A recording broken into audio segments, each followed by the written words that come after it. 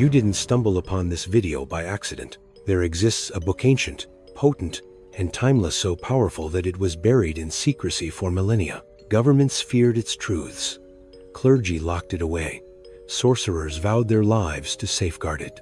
And yet, it found you. This is no ordinary book. It's not merely a volume of pages and ink. It is a vibrational key encoded with sacred frequency. And the moment it recognizes the resonance within you, it begins to awaken. Because what you're about to receive is not for idle curiosity. It is for the awakened ones. Those who are called not by accident, but by alignment. And if you felt something shift in your breath just now, if your heart stirred at these words, then understand, the book is opening inside you. The reality you see isn't made of fixed things. It's composed of processes, energy in movement, unfolding in relation.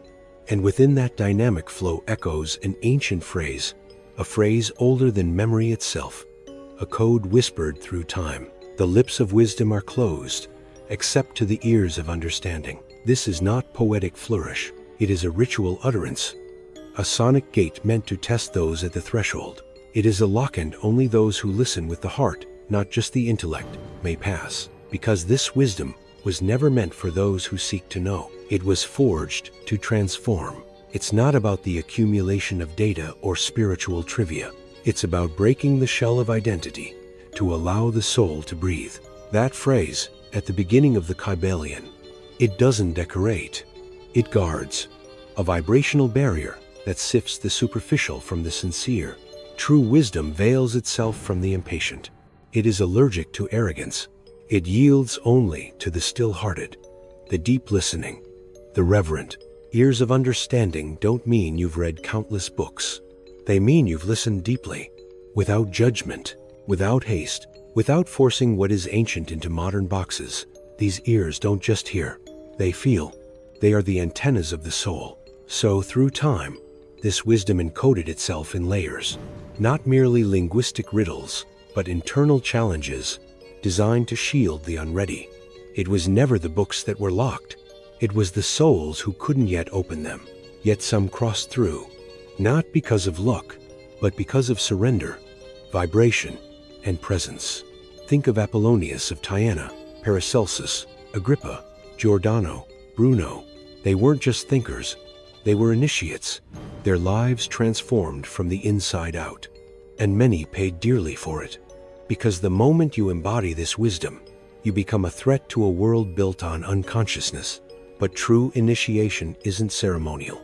It doesn't come with a title or robe. It begins in stillness, in the sacred recognition that something larger than logic is pulsing through your being.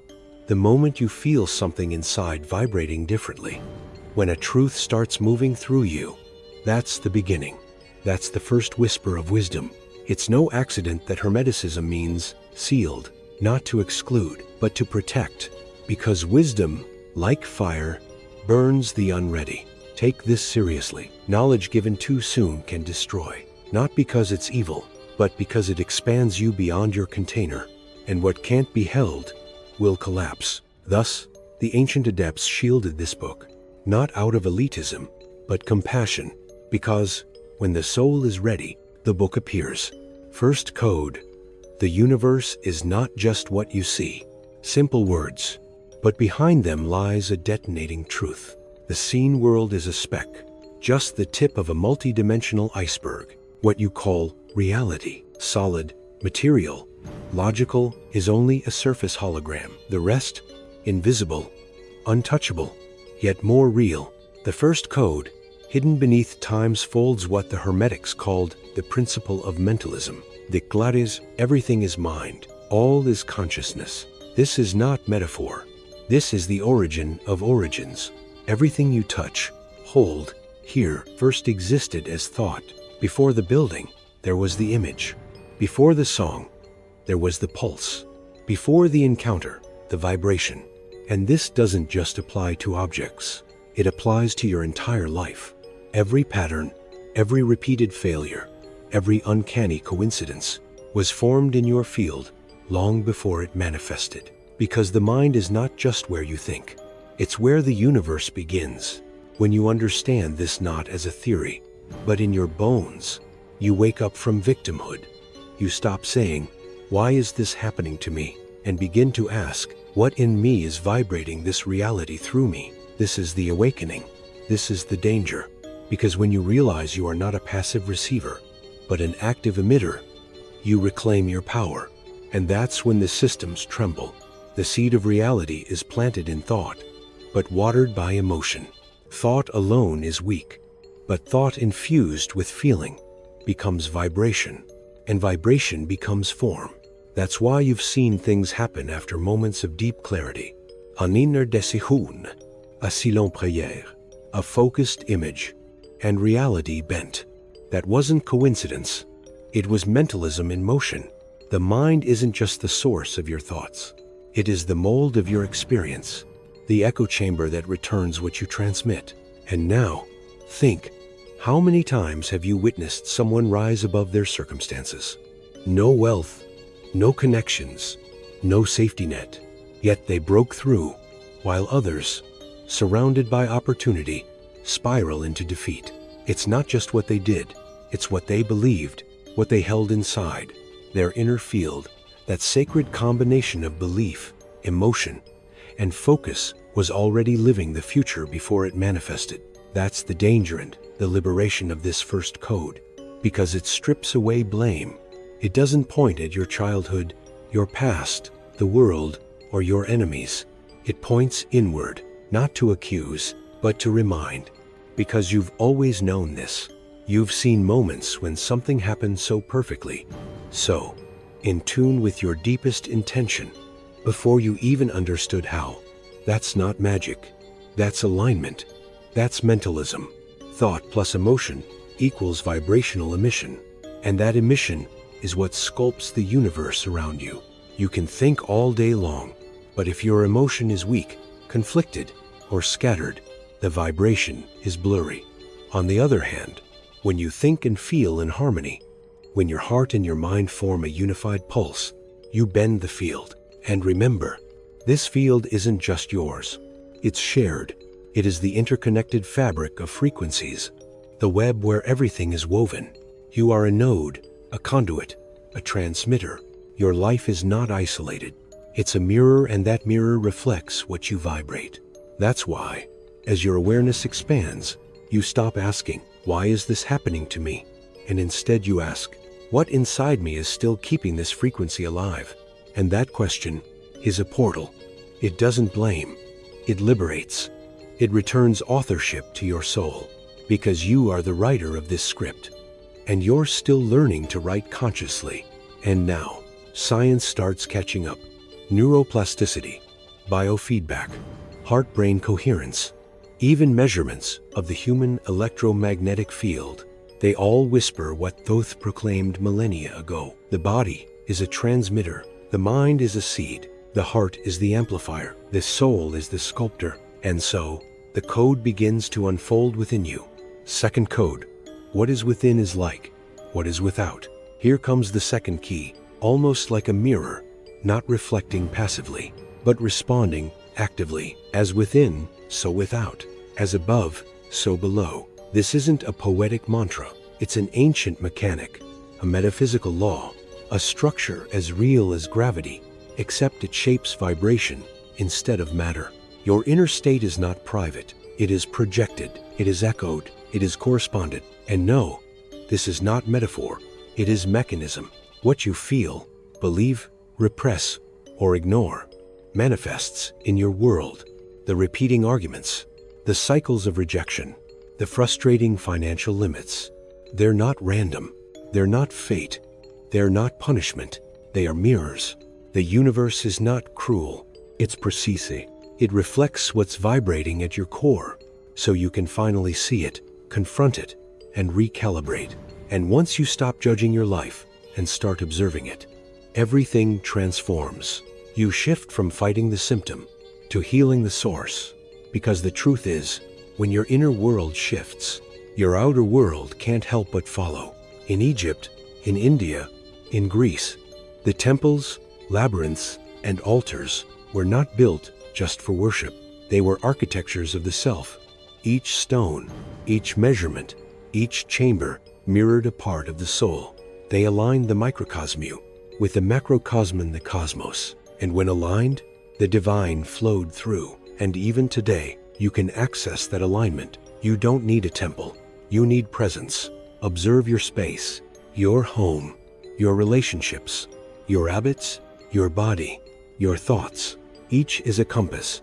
A messy room may mirror a cluttered mind. A tense body might echo repressed emotion. Unstable finances could point to scarcity encoded deep in your identity. So, don't condemn the mirror. Clean it, recalibrate what it reflects, and nowhere's practice.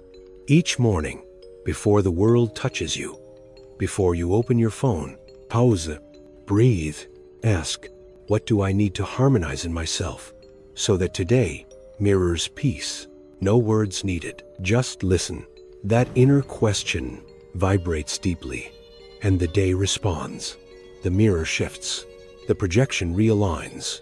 Your work, your relationships, your creativity, they don't just reflect your vibration, they magnify it. So if everything is a mirror, then everything is in motion, which brings us to the next awakening. Third code, nothing is still, even when it seems still. Even silence vibrates, even emptiness pulses. Stillness is an illusion. This third code dismantles one of the deepest delusions, that things can be static, that anything is separate from movement. Everything vibrates. Everything is in motion. Even the stone sings. Even the void breathes. Ancient mystics knew it, long before quantum physics confirmed it. At the most foundational level, nothing is solid, not granite, not bone, not time. Everything is energy in motion. Your cells, your thoughts, your memories, they all vibrate. And that vibration is what shapes the experiences you tune into. Like a radio, you only receive the frequency you're already emitting. It doesn't matter what you say you want. What matters is, what are you vibrating right now? What is the invisible tone of your being? Have you noticed? Some people walk into a room, and everything lightens. They haven't said a word, but the space softens. Others enter, and the air turns heavy. That's not coincidence. That's vibrational presence. And this presence is not cosmetic. It can't be faked. It is built through your habits, your breath, your inner dialogue, your choices. It is constructed or corrupted by what you consume, what you believe, and what you suppress. So ask again, how am I vibrating right now? Because the universe, this great web of awareness, responds with surgical precision. It does not give you what you ask for. It gives you what you are tuned to. Fourth code, the power of opposites, and why you're still stuck between them. But tread carefully now. Not all vibrations are cleanly divided into positive or negative, because this fourth code will reveal a deeper layer, one that most never dare to navigate. This is the realm of polarity, and it's not just some distant metaphysical theory. It's the hidden framework of all experience. Everything has two poles, light and shadow, up and down, joy and despair, love and rage. These opposites don't live in conflict. They live on the same line of vibration, like two ends of the same string. Cold isn't the enemy of heat. It's heat in diminished form. Hate isn't the opposite of love. It's love distorted, compressed by pain, bent by fear. This is not philosophy. This is a universal truth. All things contain their counterpoint, and within that truth lies your power. Because if these poles exist on a spectrum, then you are never stuck. You can move. You can transmute. That's the secret hidden in this code. You don't have to stay where you are emotionally. No matter how heavy, how dark, how entrenched, you can shift. But most people don't. Why? Because they identify with the pole. They say, I am sadness. I am anger. I am numb, as if it's permanent, as if it defines them. But it doesn't. You're not a fixed state. You are a vibrational traveler. Let's take anger. Fed unconsciously, it becomes destruction. But acknowledged and channeled, it becomes power, direction, action, momentum. Sadness if you don't run from it. can become the deepest well of introspection. It leads you to places of the soul no superficial joy ever could. It softens, heals, and reveals. Nothing needs to be rejected. The key is not in choosing one side. It is in moving between them with awareness. This is the art of polarity. It is not to choose joy over pain. It is to know how to transition from one to the other. Not with force, but with presence. You do this when you sit with your grief instead of hiding from it. You breathe into your panic instead of pushing it down. You acknowledge your fear without letting it dictate your steps. And in that sacred pause, you shift. The principle of polarity doesn't demand you become all light. It invites you to dance with the dark without getting lost in it. You are not meant to be stuck on one pole. You're meant to circulate, to oscillate, to transmute. And when you learn to do this, you stop fearing your emotions, because you know now they are not cages, they are currents. Fifth code, the rhythm that moves your life. But knowledge alone doesn't liberate. You need to recognize the pattern that pulls the pendulum, the invisible clock ticking beneath all form. This is the fifth code, the code of rhythm. It doesn't ring like an alarm. It doesn't blink like a warning. Yet it moves everything. Day flows into night. The tide advances and retreats. The heart beats, rests, then beats again. Life flows in cycles, and all things, from the stars above to the silence in your breath, move to this hidden drum. Your moods, your energy, your thoughts, even your creativity, all of it oscillates. There is a rise, there is a retreat, and you must honor both. But the mind trained in linear addiction resists. It tries to stay high, to always be productive, to never pause, to force joy even when the soul is whispering for rest. But here's the truth. Suffering is born from fighting rhythm. The rhythm isn't failure. It's not regression. It's the natural movement of divine intelligence. True wisdom. It doesn't fight the rhythm. It dances with it. The wise learn to ride the wave when it rises. Plant, create, move, initiate. And when it falls, they pause, restore, integrate, listen. They don't panic when energy dips. They don't punish themselves for silence. Because they know this too is sacred. This too is rhythm. And more than that, they prepare. They understand that progress is spiral, not linear. That the pendulum swings both ways. And what seems like a return to an old emotion is often just a deeper clearing. So don't resist your return. Don't judge your fatigue. Learn to read the rhythm and move with it. Imagine this. Your life is a field. Only the seeds you plant will grow, even the ones you planted without realizing. So if a pattern repeats, a toxic encounter, a block before breakthrough, a recurring loss, understand, it isn't random. It's a vibrational echo. But here's your power. You can plant new seeds. You can choose new causes, new intentions, new beliefs, new frequencies. You can start today, because the universe isn't bound to your past. It responds to your current vibration. Want a real example? Someone constantly thinks, I'm always rejected. That belief, charged with emotion, becomes a vibrational cause. It summons relationships and experiences that mirror that belief. But if that person awakens, sees the thought, and consciously replaces it with, I am worthy of being seen and loved, they shift the seed. The field begins to change. Reality bends. Not because of magic, but because of rhythm, polarity, and alignment. Seventh code, the meeting of creative forces. If everything in the universe is caused, then everything is also created. And now, the final code reveals the sacred engine behind all creation. This is not just about physical life. It's about the birth of ideas, movements, realities, healing, transformation. This is the seventh code principle of gender, but not gender in the modern biological sense. This is about the two primal creative energies that reside within all things. There is a force within you that acts, that drives, that penetrates reality with will and clarity. This is the active, projective, masculine energy, not because of body or identity, but because of function. And there is another force in you, that receives, that intuits, that listens deeply, that gestates what is unseen until it becomes form.